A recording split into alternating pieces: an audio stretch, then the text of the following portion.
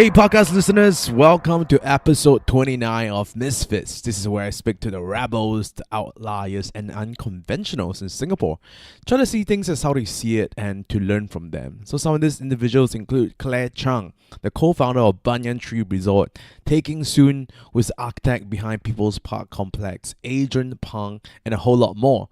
And today on the show, I have a special guest. They are a couple, namely Lim Te Shing and Huang Xiaoning.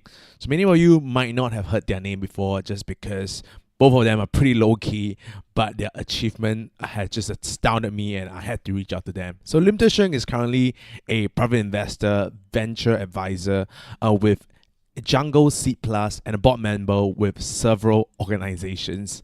Huang Xiaoning is the managing partner of Hub Ventures Fund and a partner at Entrepreneur First, the world's leading company builder. Together, they are the co-founders of Jobs Central Group and manage a regional portfolio of 17 angel investments in startups. So Jobs Central grew from a two-man startup back in the days into an organization with 150 employees over a period of 14 years.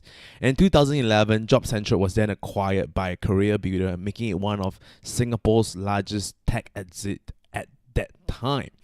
And they did all that while raising a family of 4 kids. So I can't wait to dive into this conversation. We spoke a lot about how to discern good advice from noise, strategies for hiring and managing talents, effective communication between a couple, and much, much more. I hope you guys enjoyed this conversation as much as I did.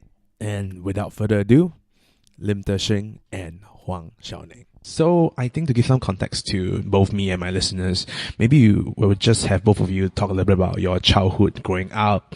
Maybe Te Shing, you want to go ahead to start first? I agree with not switch time. Childhood, yeah, Shawty, you start first, yeah. Okay, so childhood, I'm born Taiwanese, so I came here. I was happily growing up in Taiwan, and then my parents decided that they are moving to a different country because my dad was sent here for an assignment, and then after that he decided that he liked it here and he decided to stay on and started his own business, textile, and that's how the whole family moved here. Then when did you? 87. When you were how old? I was 12. That's why I say actually for teenagers to move from a different environment, especially it's a totally different language environment. I started learning ABC literally. Yeah, so I was just telling the boys last night, I was very extroverted, very active. Then I came to Singapore because I can't say a word right in school. So I became completely quiet. So it's a big personality change. Then after that, but because of English, I couldn't start as a Sec 1. So I fell back 2 years, so I'm 75. 2 years is a lot. Yeah, so I'm 75, but I studied together at 77. So because the recommendation by the principal then was instead of studying P6, you fall back by a year. PSLE year is not healthy, so fall back to P5 instead. So it was quite an adjusting period. So psychologically, emotionally, it was quite tough. But I guess it made me a very independent person because my parents don't speak English. So I had to figure out the education system, I had to figure out everything. So I became very much like a little adult that I controlled everything because I figured everything out and make decisions for myself from then on. Yeah, then after I go into schools here, then after A-level, I went to the US and that's where I met him. That's where I met Te Shing. How would you say, growing up here, both in Taiwan and both here in Singapore, what would be the stark difference between both of them? And yeah, it seems like in Singapore it becomes quite because you don't speak the language and it's hard to make friends and it's probably not as vibrant. So life was very growing up. Life's become very introverted in general, so I literally would spend time going to the comic shop with my mom and my brother. So I really grew up with the comics and then the library books. So library was actually a good thing. I read a lot of books from the library and then the comics. and I spent most of the time at home right after school. So I was a very good girl. I'll come home straight away after school. RV years was good. Then RJ was tough because the culture was very different. Then after I went to the US, Ann Harbor. I went to Michigan. It was like letting the animal out the cage. So it was really quite wild, and it was really, for once, even though I was quite independent, I think I was still a very controlled person.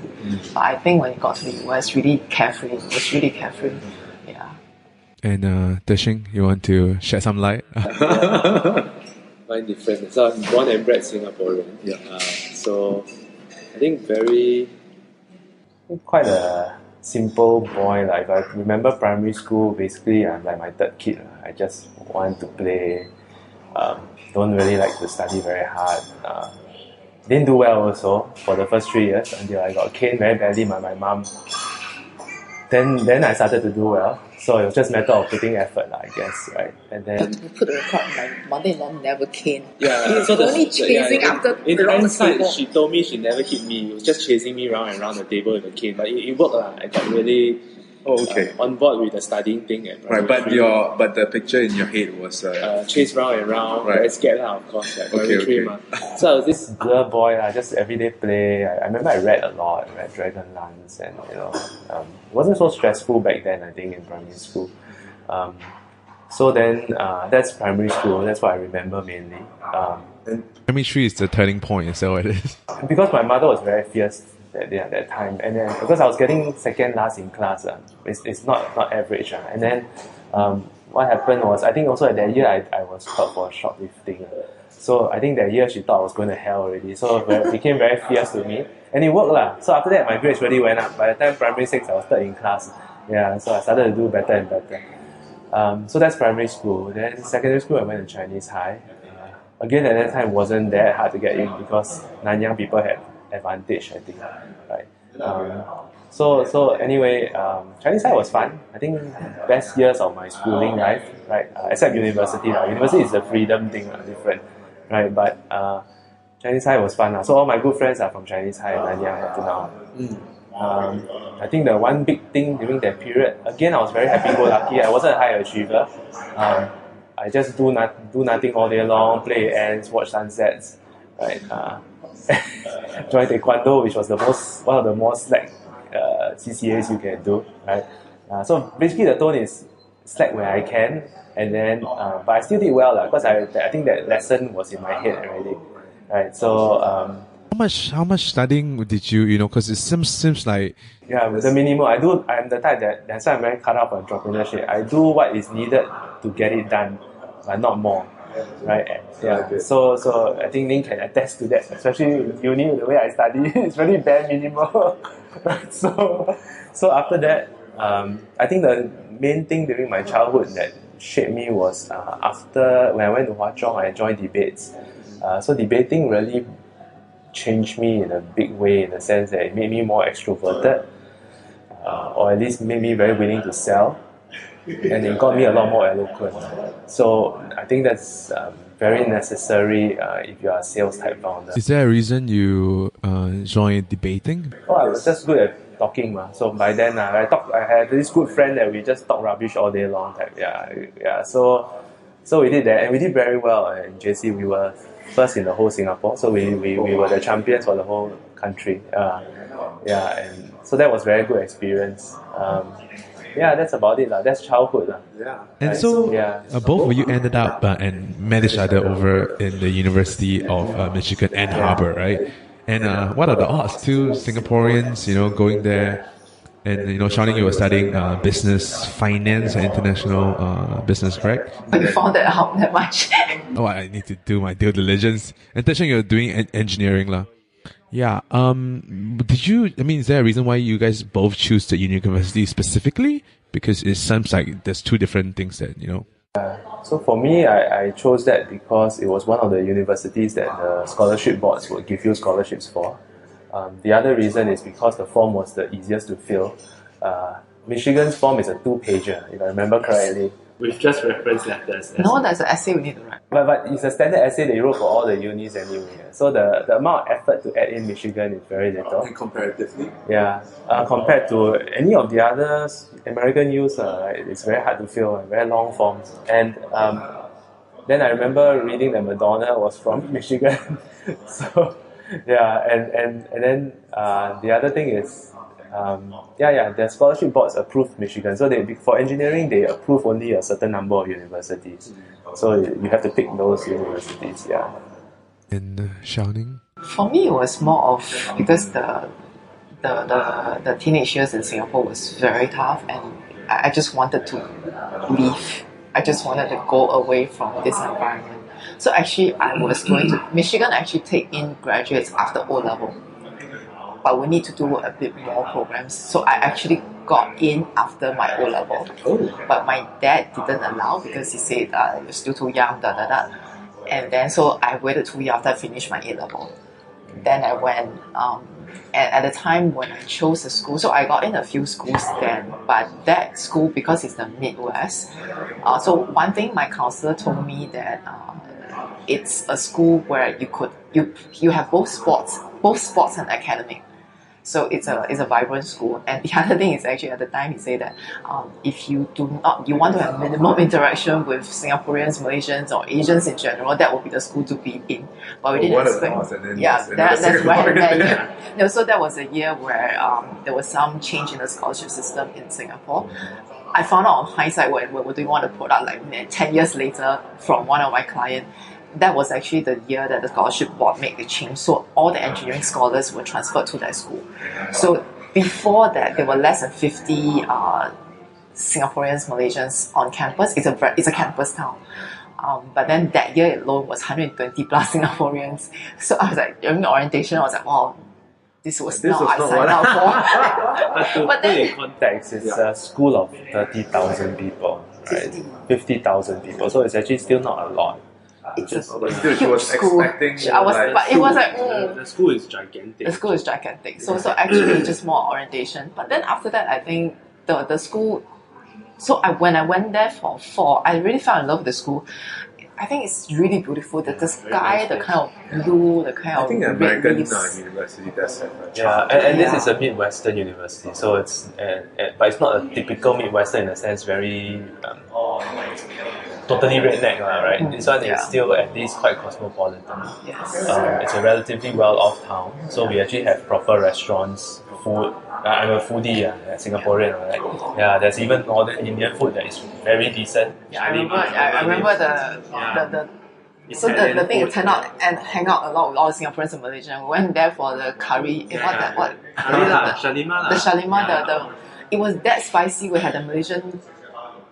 So One the Malaysian Malaysians guy were the happiest they ever perspiring were. because of the spiciness. Wow. Yeah. And I guess let's go straight into the $1 million question. So, what is the love story of the engineer who met the businesswoman? And this one, maybe I'll have Xiaoning say your side of the story, and then Teshing, you can fill in the gap if need be. So I think I can't. I think we met during the orientation thing, but then I only realized that he was interested in me because we started. There was like a group of us who would hang out at the undergraduate library. No, the Shalimar was a lot better. I thought he was interested in this other girl because he invited us. He invited a whole table of boys for his 21st birthday, and then there were like 2 of us, 2 girls, and it was because he asked me to invite this other girl. So I thought he was interested in that girl. So I was a wingman. No, I think I was like the wing woman. This other friend of ours was interested. Yeah. Being at the undergraduate library all the time, and then I was struggling with this course called the Great Book. So he was taking another course that's actually using the same textbook, the Great Civilization. Mine was a Great Book. His was a Greek Civilization. Same thing. So you got to study Homer, Iliad, and stuff like that. I was like, I really was struggling, and he helped me a lot. But yeah, that's how we start having alone time, and then things just evolve from there, I guess. And then the evolve part. Evolve, then we started hanging out, Start going out started together. dating, Yeah. and then Oh, but what's the transition between hanging out as students and hanging out as, it just happens naturally, right? So I always I felt I remember she was the vice president of the student of the Singapore Student Society, and then I was the editor or something that producing the. Constitution he wrote. I wrote the whole constitution for the society. It's still in use. Yeah. So I remember thinking that wow, this lady very very good, very strong-willed. So she's a very strong lady, very alpha, right? Which works for me. Was there anything that she do that? Oh, she's just very alpha in general. You can figure it out when you talk to her a bit more. Yeah. So so I thought that was very attractive, right? Plus I thought she was quite hot, so that's Okay. very important, right? Yeah. Boys are not going to hear this. Yeah. So then it just got together, right? Yeah. The other thing that is interesting that attracted me, I think, was the fact that I think Xiaoning is very different from me in terms of different yet same, right? Because she's more traditional, brought up in the Taiwanese environment, so it kind of works because it appeals to my very Chinese high side. But actually, if you know me, I'm extremely liberal and westernized in my thinking. So it's a very interesting combination, and I think that is the combination up to now is still interesting. She'll still tell me that, don't you realize that Asians think this way, then or Chinese we are like that? Then I realize I do know that because I'm from very Chinese schools, right? But at the same time, I school myself in very westernized thinking. So it's a very fun thing. Right? So I think the end of it is we study in cafes. So almost every night there will be some argument about something. Topics, it's just topics not real that is arguments, different. that's So it's just different views that we were. So Yeah. at the time, maybe that's why you feel that I'm alpha. It's just a way that I have to make sure that he understood my view. But he was a better debater than. Yes, he's a better debater. So that's also the time that But you don't win these debates when there's different Yeah. viewpoints. So the interesting is, like, for example, she'll tell me, like, I'm very strange. I believe in respecting older people, but I don't believe in respecting people for the sake of it. Oh, actually, we're going to dive And into that. Yeah. and yet, if you are from a more traditional mindset, Chinese mindset, you actually are ingrained to respect for the sake of it. yeah. So now, interestingly, 20, 30 years on, I think our answer is in between, right? Yeah. I've moved towards her He stand, moved. she has moved towards my stand, Yeah. and not everyone deserves respect, right? So Yeah. it's very interesting, right? So I used to believe that simply because people are older than me, Yeah. it's a Taiwanese thing, right? You must 小孩子有耳朵没有嘴巴 must give people You face. must listen. You Yeah. must not question. So in fact, I just shared a post on my Facebook about people. You have to question them where they are coming Yeah. from their viewpoint, which it's very against my grain because we are taught to just listen, respect, never question. Actually, you know what? Why don't we jump into that a little bit? Because I think that's very, very relevant right now, right here in this society where this elderly, is being put on a pedestal, and whatever they're saying is sort of maybe like better, or I don't know what's the better. Maybe just a general word on that, right? So I guess maybe we'll have your general take on how do you frame this thing, and if you were to teach someone this or teach your younger self this, right? How would you teach this piece of knowledge to that person and whoever you think you all want to take a stab in? I think, like I said, I think the answer is in between. I used to be very black and white type of person, meaning that, and in a sense, I think it was very arrogant thinking, right? That you don't deserve anything other than anybody else unless you have proven yourself in some way that I can read about or I can understand about. So age has got literally nothing to do with it. But now over the years, I realized that there is an intrinsic dignity of a human being, and this comes from you, right? From Ning, and that therefore there has to be a certain level of respect given to everybody just because they exist. And I think that's a much nicer way to live life and more meaningful, even if you extend it to everybody else having the same philosophy, it works. I think that's a philosopher's, Immanuel Kant's thinking, right? It has to be extended to everyone else, and if it still works, then that's a correct philosophy. Yeah, that's my take. So the answer is in between already. Maybe Xiaoning, I'll have you share your story with your dad a little bit, and then to give some context, then we'll use that to extrapolate into how this philosophy will work on that situation. I think I was reading up on one of the articles. Oh, okay, I don't trust anything on the internet, but let me just fact check that with you. You have the same thing that the elderly thing with your dad, and then you have overcome that. Okay, so it's more of because I mean that one is actually a bit more complicated. So maybe because of that father-daughter relationship, so that one is a bit more complicated than this one. I would say that. But I think it's the same thing with like elderly, respecting no. elderly too. You know. No, there's a father different- and son or father and daughter. There's added dynamic. there's an added dimension Yeah. to it. So in general, I used to believe that because we're told, right, you got to listen, you got to respect, and there's in the Chinese, I would say Taiwanese, I realize that it's culturally quite different nowadays. The belief, there's certain traditions that we carry out, and when I was there and I was young, I just basically just follow, never ask why is it that, and so it was ingrained in me to behave that way. So when I first heard about his view, I thought that was very wrong, that was very arrogant. It's not just heard about, but I behave that way. He behaved that way, so it's meaning very that if you stuck. don't impress me, I Yeah. can't be bothered with you. Yeah, he was that extreme. So I guess at the time it was, I think when we started hanging out together, it wasn't just about hanging out, it's also part of the feeling that I just want to see how this guy behave, and is it really that way? Then it was just, so there was actually a lot of friction. Yeah, we were literally on very heated negotiations most of the time.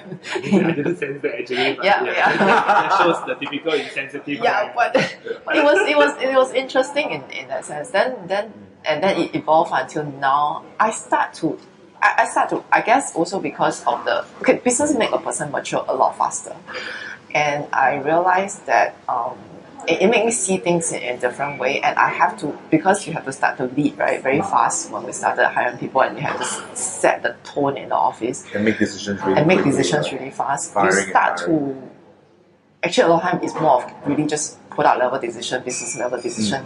People related decision only came become like part of the package. But it made me realize he was right there in the sense that some people are just not worth their salt. But I'm not to the level of really outright question. I will be at the back of my mind really just evaluating and engaging. I wouldn't say judging, but engaging. And I would actually, so now this is how I try to share with my teenage boys about you need to respect, but you cannot be, you need to question in a amiable way. You need to question in an acceptable way. You don't challenge for the sake of challenging. Yeah, you challenge for the sake of your understanding, but you have to be very mindful of the way you execute that questioning. Yeah. Okay, and- maybe let's What would be a good example of things that okay, you should eat more rice. Can we use that? How about that as an example? Or you should go to university. How about that's very popular. Okay, so like I'm the elderly, although I'm not. Shanning, you should go to university, you know? And how would you? I would, so it's more of personal implication for that statement, right? So I would put it on myself to see whether I agree, or I disagree. But my current stance is more of, it's something that trains the mind, not for the sake of that paper.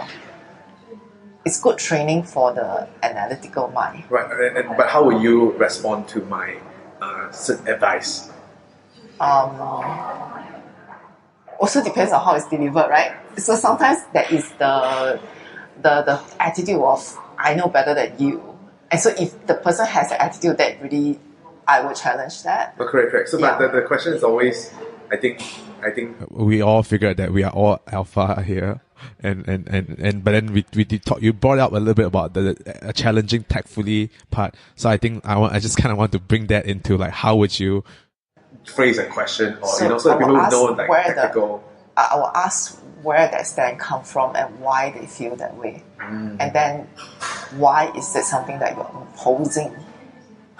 Oh, Yeah. okay. So- That's a little bit. Yeah. So why is it something?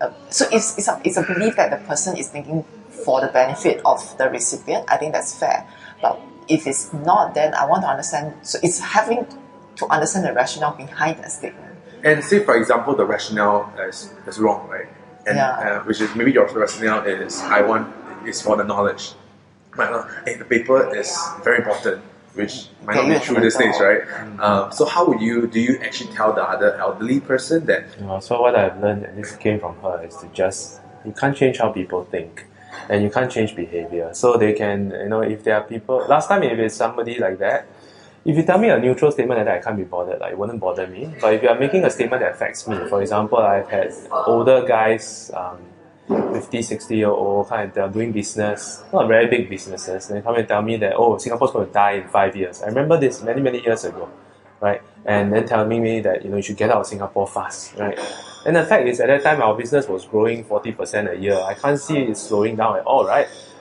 So, the old me would argue and say, point to evidence, blah, blah, and just try to prove that they are wrong, right? Her point are winning an argument. But now I realize there's no point. Let them do their thing, let them go overseas. If they succeed, good for them. If they fail, then they'll know they're wrong. That's life, right? There's no point trying to change people. So in a sense, it's also respecting them, in a sense, because I'm not going to argue with you anymore, right? So you say okay, no? Yeah, I'll just say, no, I won't even say okay, but okay means I agree, right? I'll just take, I say, okay, yeah, fair enough, good point, your point of view. I won't even bother to say my point of view, right? Because you can't convince people on things like that. Right. Yeah. I think age. That's age talking, That's right? age. Yeah, that's age talking. But also, I feel that that's very tactical too, because you don't engage, and when you don't engage, the time spent being I guess struggling with this, trying to change the person. One of the questions that I love to ask is that, what evidence do I need to show you in order to prove you otherwise? You can't. Most people can't be proven otherwise. Then if they don't have a good answer for that, then it probably shows that they don't want to be proved wrong otherwise, right? Versus this is more to discern who wants to be proven wrong. Fair, yeah. And I think moving on a little bit onto let's just say advice section in general, we can jump a little bit here and there. Is that, as a typical startup, you get a lot of advice. You should seek a lot of advice too, because, you're just in a place where you don't know what's to move next, especially in terms of skilling. Most of the people just want to try to make the idea work. And then they start working, then like, okay, now what, right? And then you go around asking for advice. I guess, the question would be more like, how would you, discern good advice versus noise? So, I think this is really up our alley, right? And she may have a slightly different opinion, right? But my opinion is, as a startup founder, based on what we went through, it's not useful to seek advice. It's useful to seek experiences. And so, in other words, don't ask people what I should do, because they will never be in the exact same boat. You should look for people who have gone through what you are about to go through. For example, you're about to sell a company. Much earlier stage, you're about to hire your first sales team, right? Then find a person in a similar industry who actually owns a company like you, who had already hired the first few and hopefully did well. Didn't do well, also can. Then ask them what they went through and what you learned from it. Then you internalize what they heard and fit it to your circumstance. That's what I would suggest works the best. I think for me, when startups ask me what should I do, I'm like, you should know because the thing is, I believe going through what they've gone through, they have an inkling of what they want to do. It's just that they're worried about making a decision and a commitment for the next step. So actually, most of the time, my answers, my question, I will post the questions, what are the options you have? And then what are the pros and cons? And then in there, actually, you can hear that they actually have a decision. It's just that they need someone to help them point. Yeah, and I guess with somebody echoing back their decisions back to them, they feel more reassured. If it's somebody who really had no clue, I know at the back of my mind, I'm like, this gone case. Not cut out. Yeah, not cut out. Because the thing is, if you are not even willing to make the decision about your next step, you can't do anything else. And it may be a wrong decision, but the fact is you sit on indecision is worse. Yeah. I mean, I fully agree with you. With me, just when I remember Starting out my wedding planning company, right? Oh my god, the name! Just thinking of the name. Oh my, took me a month like came out with 10 ideas and you crowdsource, oh, which one is good? And then it never is like one clean answer. And after you decided that it's good, then you go to Accra, it's like, oh, okay, the name is gone. So 1 month is gone, right? And then you went back to the drawing board again. Then like, okay, well, which one now? Then after that, okay, then you decide, okay, this one. Then you want Accra, okay, good, settle Accra. Then after that, now you gotta get the domain. I was like, oh, the domain is gone. I was like, oh my god, and it's just like this big hassle. So like, I only did that after 2 months. So I learned the hard way while my mom's nagging at me, like, when are you gonna give me some money, right? I think the best founders are based on literally hundreds I've seen, right, are those that actually have questions all the time. You're right? They question a lot of things all the time regarding their business, not outside their business. And they figure out answers through whichever way they learn best, whether by reading, by just brainstorming internally, and then maybe by asking others, but the asking others should not be too often because there's limited social capital you can use to keep asking people things. And if you ask dumb questions, after a while people will just ignore you. So you probably only have, based on our experience, maybe 2 to 3 good questions a year to ask people. The rest you should figure out on your own, and this might stand. And if you can't figure out on your own, then you're not cut out. Wow, I love it. 2 to 3 good questions a year. This approach is very against the current way the current startup environment is like.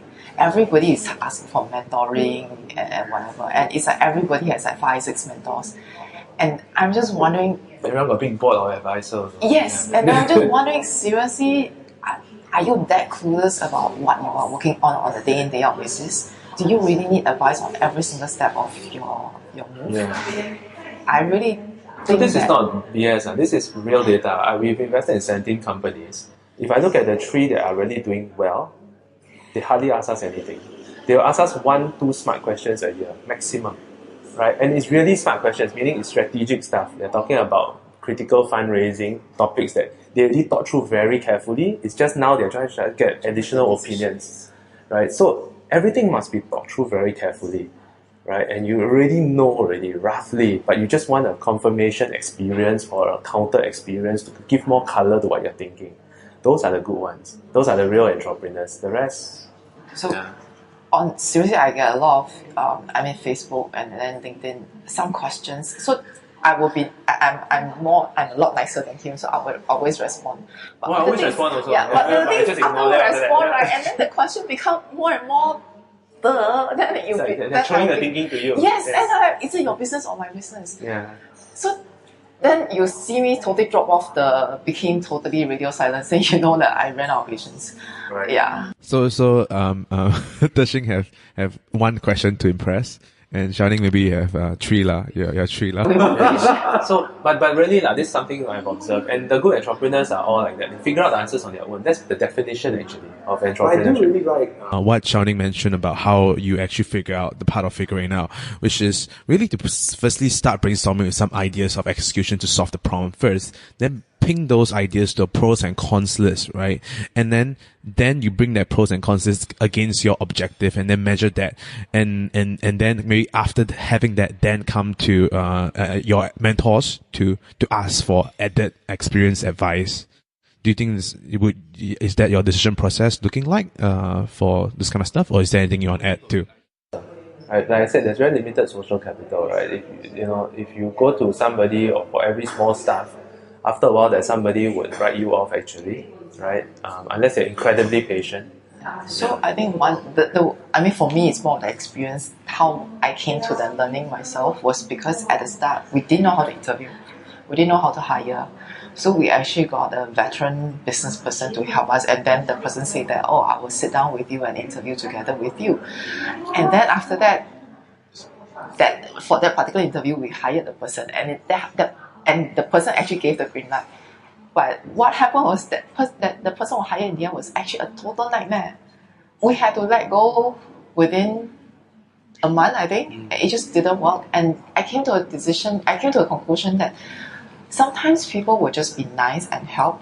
But the thing is, end of the day, you live with the conclusion and decision. Good or bad, it's you. But that's why I say I don't believe in asking for advice. I only believe in asking for experience. So that at the end of the day, the connotation of that is very different. It means at the end of the day, the decision is still mine. I just wanted your experience.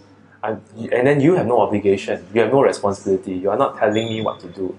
I think this would be a great highlight of the video when people ask you those questions over and over. You say, why don't you just look at this video and...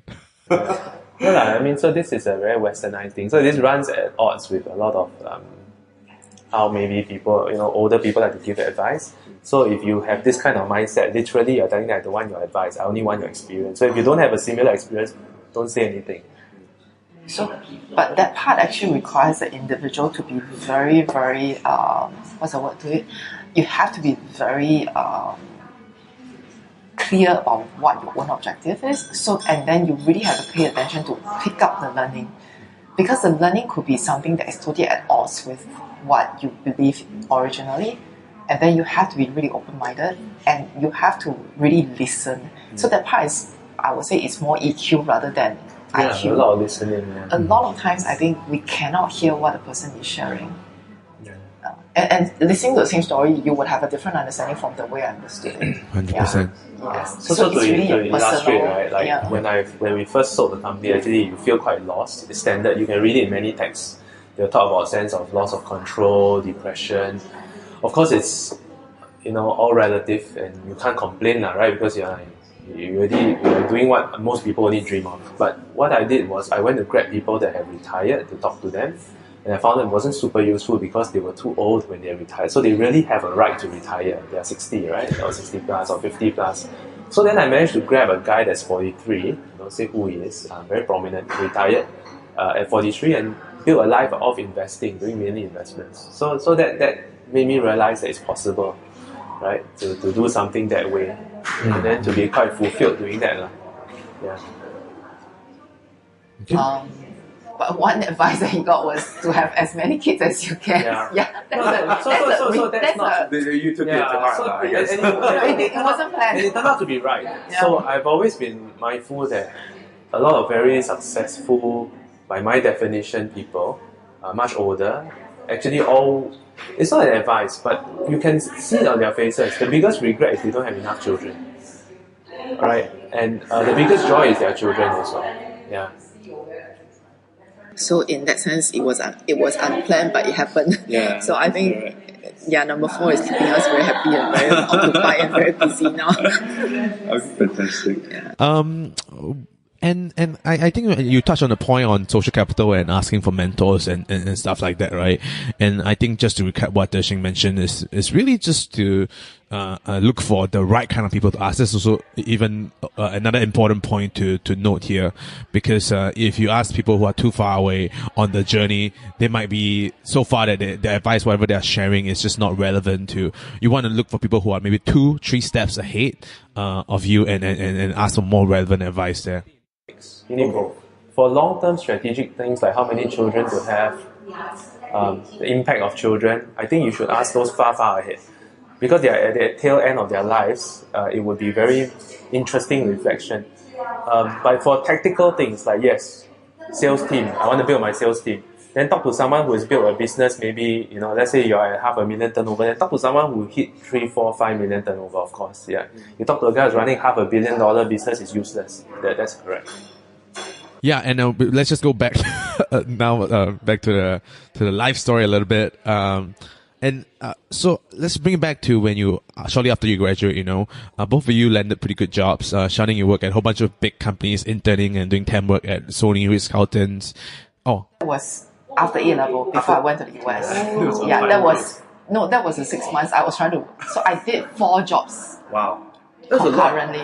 Concurrently? Yeah, because I wanted to save money to go to the US. Oh, okay, so it's not strategical for resume. Yeah, it was so. That probably led to the jobs angle that we were doing also, because I realized at the time, at the age, so I'm actually quite sheltered. I had no idea what is it like outside.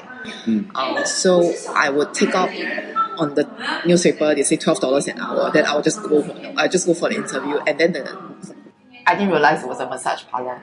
And the lady would actually tell me, if people come and check on you, because you're very tall, so people can't tell you're under 21, so just keep quiet, just do whatever you're asked to do. And I had no idea what she was talking about.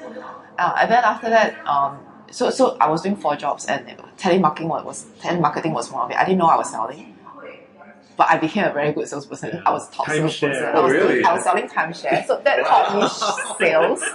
But I was a top sales within like 1-2 months, and then I was promoted to a team leader. But I still had no idea what I was selling. I gotta say that telemarketing is really hard. Yeah. I tried it when I was same age after O level, and I was doing bank loans. It was like the worst job ever. Yeah. And I thought I don't know how you do that, but you But it must have was some like- kind of like natural talent Yeah, going so on there. I was really good at it, and then I was at Ritz-Carlton. So weekends I was at Ritz-Carlton manning the receptionist, Yeah. and then I was working 9 to 5 at Sony, and then telemarketing was at night. Then I was teaching tuition. Wow. So I was just trying to save money. Yeah. Yeah. Then IBM was the first job after I came back. Okay. That's the only job. I think I stayed there only for 10 months. 10 months, Yeah. Wow. Yeah. And well, I guess then the real one would be IBM. Is that what it is? Yes. After graduating. I worked After very little. graduate. She worked in IBM, then I did 10 months in Sembcorp Marine. Is IBM Yeah. Singapore? IBM Singapore. Okay, yeah. So during that period, actually, we were already hatching the plan for Yeah. jobs factory. Yeah, well, so I mean, like diving a little bit into that, because like, What was the impetus that, because you guys, okay, fair to say that that's both pretty cushy job, right? Like, it's good enough pay for a fresh grad. And, so, what was the, impetus that made you quit the job after however months that you were in? Or did Deshing sold you on a romantic dream? No romance. Yeah. So for me, I'm a control freak. So, I mean, I was, my youth was a very free spirit, right? I just do what I want. And I usually like to march to my own beat. I really don't believe whatever people say has to be the only way. So even for career, I kind of felt that I need something that I have control over, number one. Number two, risk-reward ratio has to be there. So working for people, only the CEOs, right? Honestly, right? And there's only one, and it requires politics. I didn't realize that at that time, that's in hindsight, right? And you need luck. So if you're going to need all that, then you might as well do your own, right? So that's how I thought. And then, of course, we were in the US from 96 to 99. It's the first .com boom. So it's very infectious. That period, I was trading stocks for fun and all that. It was very infectious, the whole thing, right? Yeah. So came back, I thought, I want to start a business and really, I think for me it was I wasn't as clear-headed as him. For me it was more of I knew probably because of my dad, I knew that I was going to run my own business, but I didn't know when. So I'm like most young people, I want to work a while, then I want to save money, and then I would do my own business. I just didn't realize it's going to come that fast. But I would say 96 to 99 in the US, you really saw all the .com stories, the internet. So I agree it's the internet bug that got me. And the 10 months in IBM, I learned a lot. So it's actually a very good foundation to where we were, but I didn't like the fact that I had to work Saturdays, Sundays whenever we had an audit or internal thing. And then I got into so my job was actually as a business control. It was really like the police person in office, and it's not very exactly nice. But I learned a lot. Because of that, I was actually exposed to all functions within IBM itself, within the technology group. I think that's It's a huge training ground, and that's why my CEO was no joke when he said that so I didn't even pass my probation. I passed my probation technically, but for that job, my probation was actually 18 months. Oh, what? So on schedule, I was supposed to spend 3 months in every function. Okay, so that's like Because to get you I'm- up to speed, right? Yes. So all that I did, how it was actually quite boring because every day I did was just reading processes. That's why I guess in but she's hindsight, very power. She can come out with damn good processors. so I don't know, because of that 10 months or something, I became a very process-driven Yeah. mindset. Wow. Yeah. So So you look at process and then will you like change it and then I'm She supposed sound to like charts, man. audit. I'm supposed to audit. I mean, that job was auditing processes and making sure that the separation of duty and make sure control business control. But as a small company, when we start, two of us plus maybe 2 salesperson, what kind of process can you have? Yeah. Basically, you work out everything. No, but when we sold the business, or rather towards the end, all the processes came in extremely useful, Yeah. and we hardly had problems with due diligence, which is usually a big problem for relatively small companies, right? But because she ran the whole thing so organized, right? So we hardly had any issues. I was quite anal about it. Yeah. Yeah. But I think for me, the other big pull factor, not push, to start a business was competitiveness. I'm extremely competitive. To the point of obsession. Yeah. So where I got that is also very strange because I've been very laid back my whole life. Correct. But I think in army, I think in army it triggered me because I realized that there are people that are going to top universities and I've always felt that they are no smarter than I am, right? Yeah. So that really triggered me, right? And that became my driving reason for the next 14, 15 years. Now it's different again. Now I'm trying my best to dial it down because it's not a good life to forever want to win, right? It doesn't make sense. Right? Yeah. So this what? Yeah. Because he's asking about why we start. Yeah. No, because I mean, it's pretty cushy jobs, We'll just have you talk a little bit about the first idea of how Jobs Central is, and then how it became what it is now a little bit. I think to have the abbreviated quick version. Yeah. So we actually started just wanting to run a job portal. Yeah. Right, so we call it Jobs Factory. And then we realized that we couldn't scale it up because we didn't manage to raise any VC funds.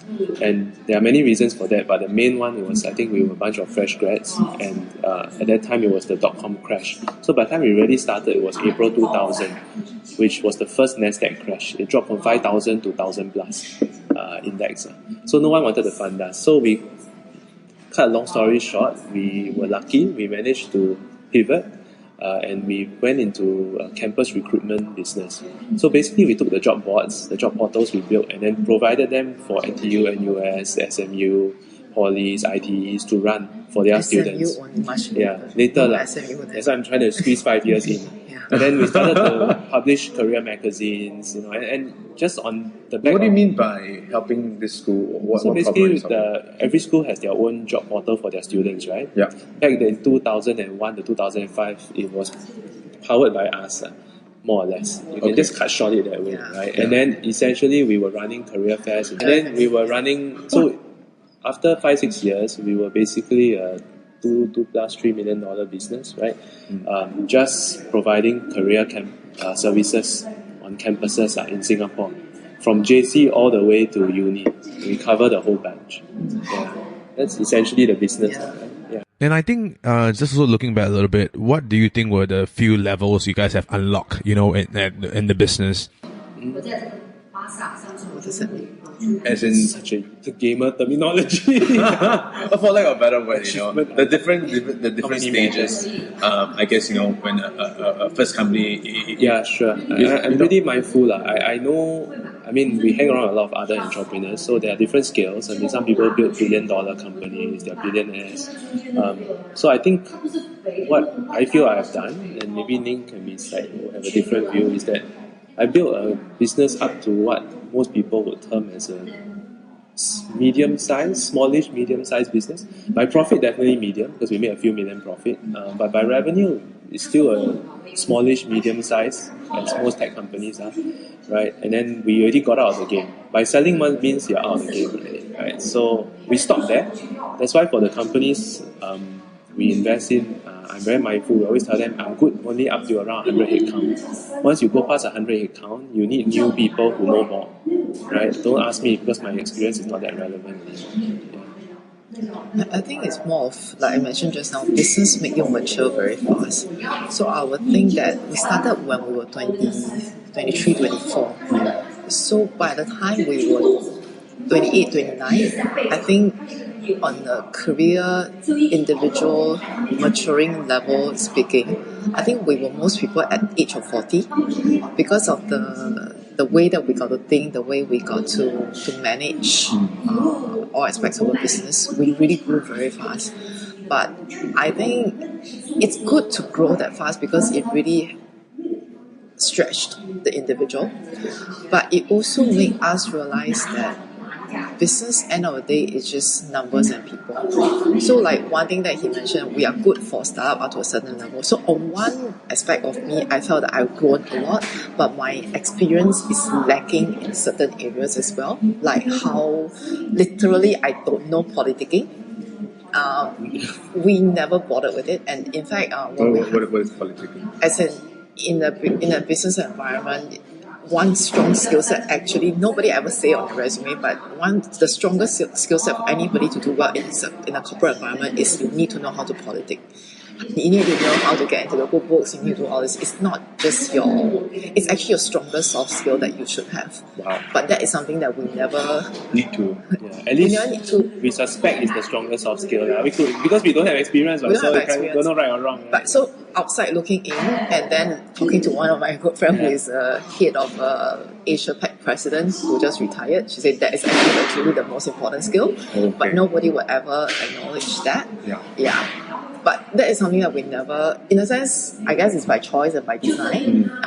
The company culture, even up to 100 people, I would say that some people think that you need to have that skill, but for us, actually, it was very, very clear and open style that we work with. So I think, in a sense, I grew a lot, but I think I grew in a way that is the way that I'm happy with. Yeah. And then in 2006, we went back in to do Job Central, which is to compete with JobStreet and JobsDB. And by then we were different, so we already were profitable, we knew how to roughly run. Still didn't know a lot of things, but we gave a good shot and we were quite fortunate, right? The next 5 years we grew at twice their speed in Singapore for 5 years consecutive. So by the time we hit maybe 2011, 2012, we were pretty neck to neck, maybe still a little bit behind that, but by revenue we were definitely quite close already. So there's one thing about luck. I would say that we're very lucky in every turn of events. So a lot of people actually believe that success has nothing to do with luck. It's more of your personal endeavor. But from our perspective, actually, it's both your personal effort and the luck. Because if we didn't call ourselves job something, we probably would have a hard time getting into the market because every player was like that. So there was a certain confusion. So it actually allowed us to enter a lot better. If we didn't have that reminder from my business school, we wouldn't know how to pivot our business. If we didn't have, That was the one that triggered us. that's what triggered us to move our whole business. Actually, a little bit on that, because you guys have also tried a lot of models, revenue models in that sense, right? And I think one thing I want to highlight over here is that, Xiaoning, you mentioned a little bit that you were really quick in running those tests. And so how do you structure those tests to run? How do you... It wasn't that structured. So we tried to do, for example, recruitment agency is referring to those. So it wasn't that structured. We just tried it for a few months and we realized that, hey, it doesn't make sense. We're spending much more than we are making. Yeah. So close it down. So This is So what you started another division to do that, or it's not a division. Come on, when a company is so small, it's just basically you hire 3 people and go and try. they tried. Right? Yeah. Yeah. And also part of the thing is actually I think one key advantage we have is we really just look at the numbers and make decisions. We don't slip over it. So Yeah, we're really very on the metric. spot, we're very, very clear. This number means it's not working out, and then you just cut it short. And the Yeah. difference is when you're not VC funded, you literally have to be cash flow positive in almost everything you do, which imposes a lot of constraints but also discipline, right? So it's double-edged sword. yeah. I read a little bit about we talk about hiring over there, right? I think how does your first hiring process look like versus how they evolve through the years? I think my hiring mentality is the same. So when we're startup, even though we're from top schools, we can't expect top school graduates to join us because I just can't afford it, right? And I don't have the brand. So at the start, the way we hire, we don't even have an office. And then after we had an office, we couldn't interview our office. Nobody would come to our office for interview. Okay, so the way we hire really is really pitching to the startup. Once I meet the basic requirement, I will pitch you so that you will be willing to Teaching join the me. employee. The potential employer to join us. So it's really painting the picture and making sure that you believe that I will work with you to hit what you want to hit. So I don't believe in paying the top dollars to try to top to grab the top talent. I believe as long as the minimum is there, you believe in me, I believe in you, we can work something out. That's still my style. So the way we until the evolved end. the business was to actually always have clearly defined roles and clearly defined goals for each of the roles through a performance review process. That's where all the IBM thing was very useful. And therefore, we don't need the best of the class for every role. Right? I like to think my management team was best of the class. But that's good enough already. Right? It's only when we were much, much larger then we start to hire SMU grads and US grads. Otherwise, before that, it was whoever wanted to work for us. We make sure that we design the role such that you can do a good job. Right? And then we move on from there. And I believe everybody has the potential beyond the academic paper. Yeah, That's of why course, for me, yeah. I don't believe We in didn't that pay piece much of attention There are to some believe Do you that look for grit? Yeah, of course. Yes. Yeah. How do you Especially test when for you're a grit? startup. depends on the positions that you're looking for. Right. Yeah. How do you test for grit? Grit very important for sales roles. So we don't test for it, but we look at what they, at least for me, I look at what they used to work as, right? If they've consistently done okay in sales or excelled in sales, and they did the shitty sales stuff like retail, standing there all day long selling shoes, or telemarketers, like you said. And yet the balance is some salespeople also tend to be extremely greedy. That's why they're doing sales. So our culture was that we wanted people that not all about me. It's okay that my team wins, and so long as I'm rewarded, it's alright. So we wanted that kind of balance, right? Yeah. So the academics were one of the least things that mattered for sales, right? But I would say for other functions like my product people, the designer, Those we need more then- better thinkers. Yeah. Yeah. So the thinking quality there is important, but need not be a technical academic. And how do you then look for the thinking quality? Because if they're just graduated, they might not have any. Easy. You have It's to not test easy. them out during probation. So nowadays for startups it's very common to have the product level. Yeah. For the longest time you can't find product people in the market. Yeah, So we have that to was our hire term. we have to It didn't hire exist fresh back grad then. and then we figure out how to train them. And so another thing that we look for is resourcefulness. It's very clear for some people during the interview through the stories they share, right? They really bounce from idea to idea because they can't persist. And they don't figure out how to go around to go deep in what they really wanted to do. But some you really could tell. How do you tell that? So like typically I ask about their CCAs, ECAs or what they do outside of school or their FYP. When they have a problem, how do they go deep to solve the problem? Yeah, a lot of you hear a lot of superficial stories, so you have to really go. So that's why we developed the term the bullshit meter, right? You must be able to read beyond that.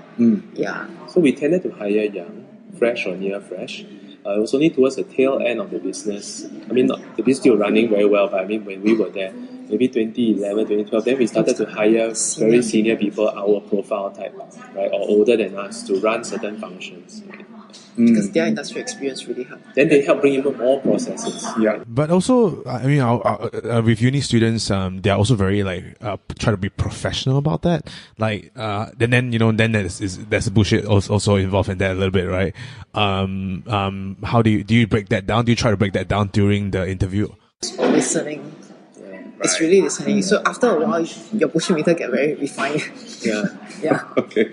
I'm not sure how to say this. So we are not so process. I mean, we have processes. There's always a second interview, right? We do reference check, but I think it still boils down to the feeling you get, especially when it's a young graduate. You can't really. There's not that much experience to back on or data to back on, right? You can't say how much did you sell the last 5 years. You can't do that, right? Yeah. How does your pitching to the graduate sort of look like?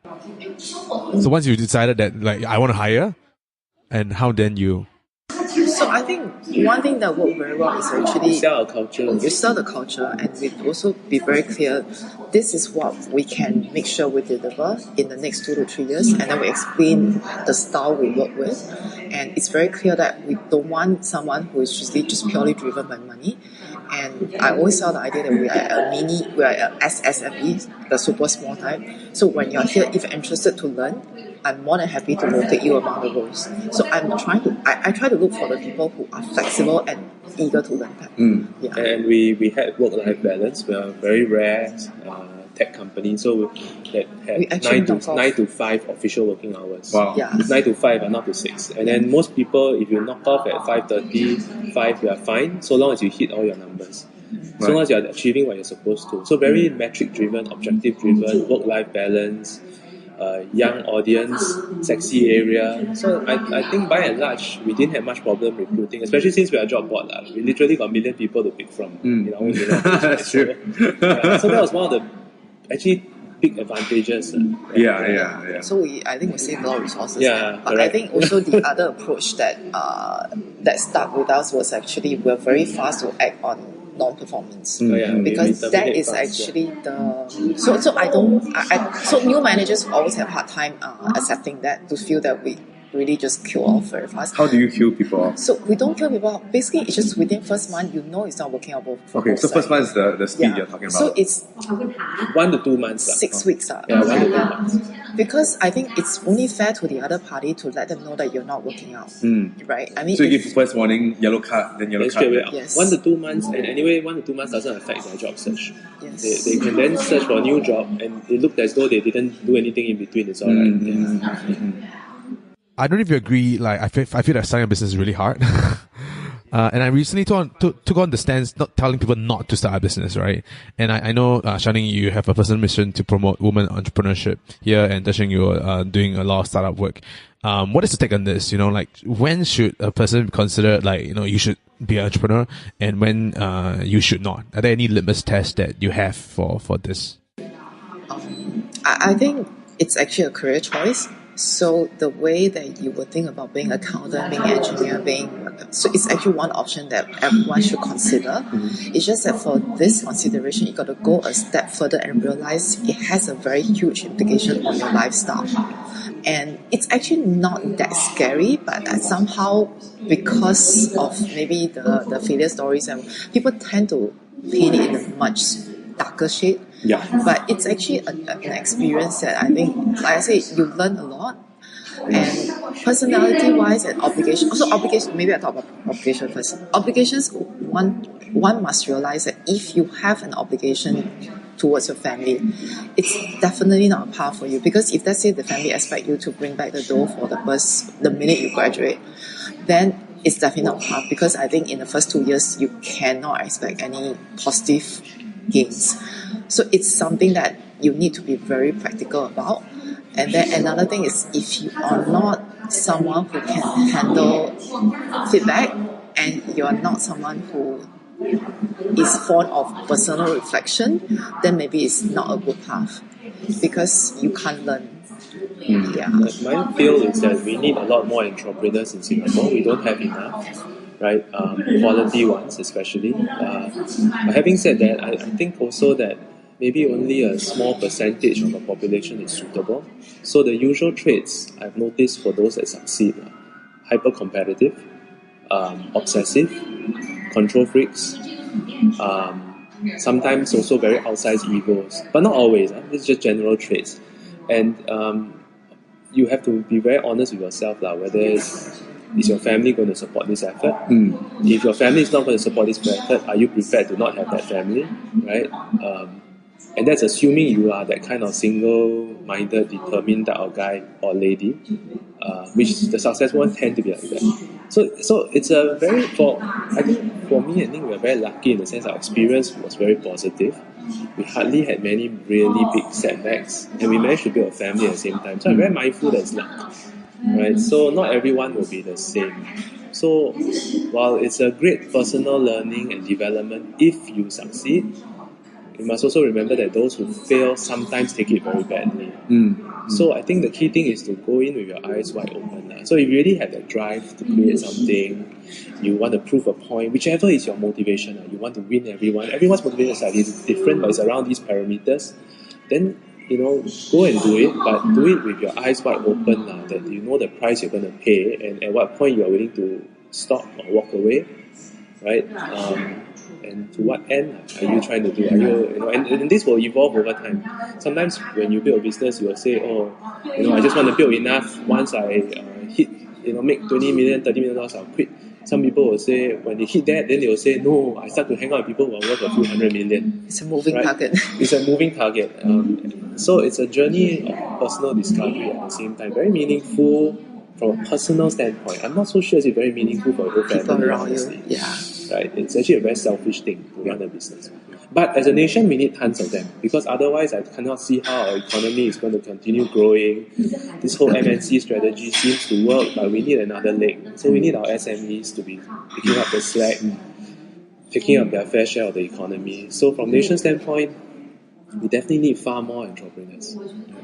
I want to be respectful of your time. Do we still have time for one last question? Yeah, maybe the last one. We need to pick up at 11:45, so we have to go. Okay.